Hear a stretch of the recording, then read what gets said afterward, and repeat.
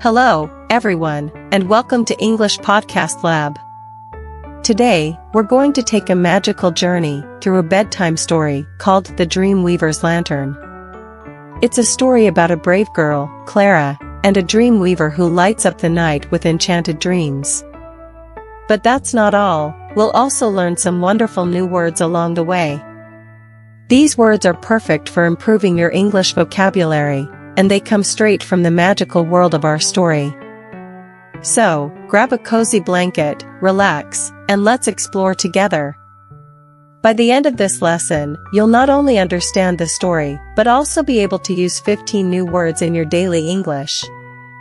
Are you ready to dive into a world of cozy villages, enchanted forests, and radiant dreams? Let's begin. Once upon a time in a cozy, little village nestled at the edge of a sprawling forest, lived a girl named Clara. Every night before bed, Clara had a special ritual. Her grandmother, Granny Mabel, would tell her a magical bedtime story. But these weren't ordinary stories, they were enchanted tales, and the magic would only come alive if Clara truly believed in them. One chilly evening, Granny Mabel opened an old, worn-out book with a golden lock. She smiled and said, "Tonight, Clara, I'm going to tell you a story I've never told anyone before. It's called The Dream Weaver's Lantern." Clara's eyes widened with excitement as Granny Mabel began the story. Many years ago, far beyond the mountains, there was a hidden land where dreams were born. In that land lived a kind dream weaver named Alara. She had a special gift. Every night, she would light her enchanted lantern and spin dreams into delicate, glowing threads. Each thread would be carried by the wind to children all over the world, filling their nights with wonder. But one winter's night, Granny Mabel continued, her voice lowering to a whisper, a terrible storm swept across the land. The winds were so strong that they blew out the light of Alara's lantern, scattering the dream threads into the dark, cold forest. Without the light, children everywhere began to have no dreams at all. They tossed and turned, feeling empty and lost. Clara snuggled deeper into her blankets, her heart pounding. "What happened next, Granny?" she asked eagerly. "Well," Granny Mabel said with a twinkle in her eye, "Alara knew she had to find a way to relight the lantern and bring back the lost dreams. So, she set off into the dark forest, guided only by the faint glow of a single star in the sky. The forest was full of shadows, and strange whispers surrounded her. But Alara was brave, and she followed the glow of the star, believing it would lead her to the heart of the forest, the only place where a new light could be found. Alara wandered for what seemed like days, until she stumbled upon an ancient, twisted oak tree, covered in silver vines. At the base of the tree was a small, glittering pool. It was said to be the pool of reflections, a place that would show anyone their truest wish if they looked deep enough. Clara gasped, and Granny Mabel's voice softened. Alara knelt beside the pool and peered into its shimmering surface.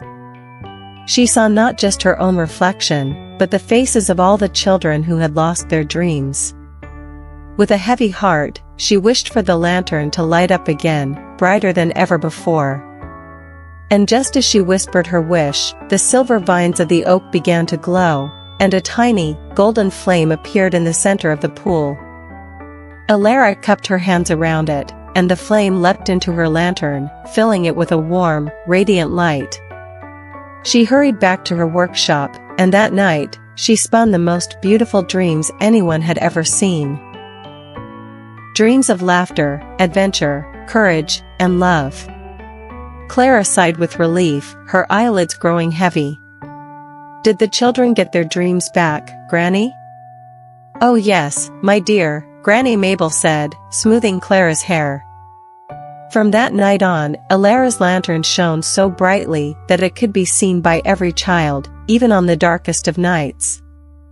And if you ever see a star twinkling just a little more brightly than the others, you'll know it's the Dream Weaver's lantern, making sure every child has a beautiful dream. As Granny Mabel closed the book and kissed Clara goodnight, a soft glow filled the room. Clara's eyes fluttered shut, and she swore she saw a tiny golden thread drifting in through her window, wrapping her in warmth and filling her dreams with magic. And from that night on, Clara believed that somewhere, far beyond the mountains, Alara's lantern still shone, lighting up the dreams of children everywhere, including hers.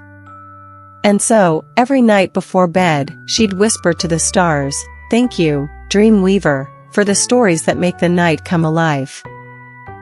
Today, we're going to learn 15 new words from a magical bedtime story. Let's dive into each word, and I'll tell you how it was used in our story about Clara and the Dream Weaver. The first one is cozy, meaning comfortable and warm. Story context: Clara's village was described as a cozy, little village. It means the village felt comfortable and safe, perfect for bedtime. Example: I love sitting by the fire with a cozy blanket. Second one is ritual, meaning a series of actions done regularly, often part of a tradition. Story context: Clara's ritual was listening to her grandmother's bedtime stories every night. Example: drinking tea in the morning is my daily ritual. Third word is enchanted, meaning having a magical quality. Story context: Clara's grandmother's stories were described as enchanted, meaning they felt magical. Example: the forest looked enchanted under the moonlight. Fourth is delicate, meaning very fine, easily broken. Story context: in the story, the dreams were delicate, glowing threads. Example: the butterfly's wings were delicate and fragile. Then fifth word is wandered, meaning walked around without a clear direction. Story context: Alara wandered through the dark forest. Example: we wandered through the park, enjoying the sunny day. Sixth is whispers, meaning soft, quiet sounds or voices. Story context: Alara heard strange whispers in the dark forest. Example: I heard whispers in the library, everyone was speaking so softly. 7. Reflections, meaning images seen in a mirror or shiny surface. Story context: Alara looked into the pool of reflections to see her wish. Example: I saw my reflection in the calm lake. 8. Radiant, meaning shining brightly, glowing. Story context: Alara's lantern was radiant after she relit it. Example: the sunrise was radiant with shades of pink and gold. 9. Twisted, meaning bent or spiraled in an unusual shape. Story context: the oak tree in the story was twisted and covered in vines. Example: the path through the forest was twisted and narrow. 10. Shimmering, meaning shining with a soft, wavering light. Story context: Alara saw a shimmering light in the forest. Example: the stars were shimmering in the night sky. 11. Heart, meaning the central or most important part. Story context: Alara needed to go to the heart of the forest to find the light. Example: the heart of the city is its bustling market. 12. Glimmering, meaning faintly shining or sparkling. Story context: a tiny, golden flame was glimmering in the pool of reflections. Example: a glimmering light shone from the old lantern.